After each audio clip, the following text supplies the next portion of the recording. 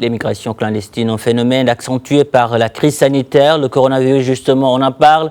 Avec le virus indien, il se propage notamment dans son foyer d'origine, l'Inde, où les morts du Covid se comptent par milliers.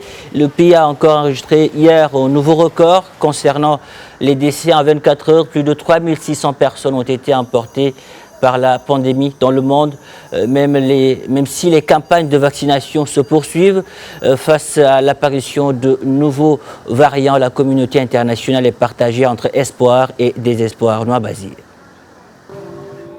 Plus contagieux, plus résistants et plus nombreux, les nouveaux variants du coronavirus inquiètent la communauté scientifique internationale. À l'heure actuelle, 4 variants sont considérés comme préoccupants.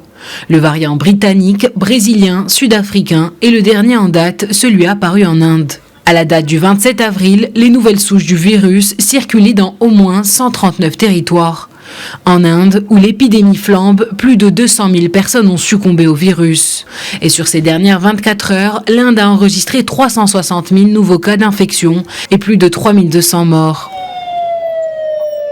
80% des morts ici sont causés par la négligence médicale. Je réalise qu'on aurait pu sauver toutes ces personnes.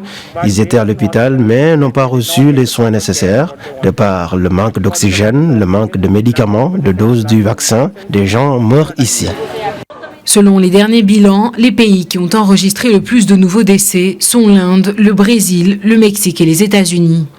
Le pays de l'oncle Sam demeure le plus touché, tant en nombre de décès que de nouveaux cas avec plus de 570 000 morts pour plus de 32 millions de cas recensés. D'autres pays font également face à une recrudescence de nouveaux cas de contamination.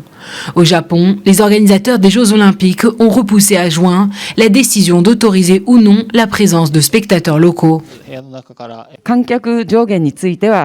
En ce qui concerne l'audience, il y a eu un grand changement dans la mesure où les spectateurs étrangers ne seront pas autorisés à entrer au Japon.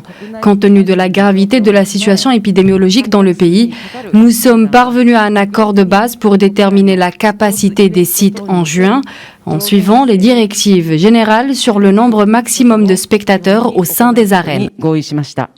Depuis que le bureau de l'OMS en Chine a fait état de l'apparition du coronavirus fin décembre 2019, la pandémie a fait plus de 3 130 000 morts dans le monde. Même si la grande majorité des personnes infectées guérissent, une part encore mal évaluée conserve des symptômes pendant des semaines, voire des mois.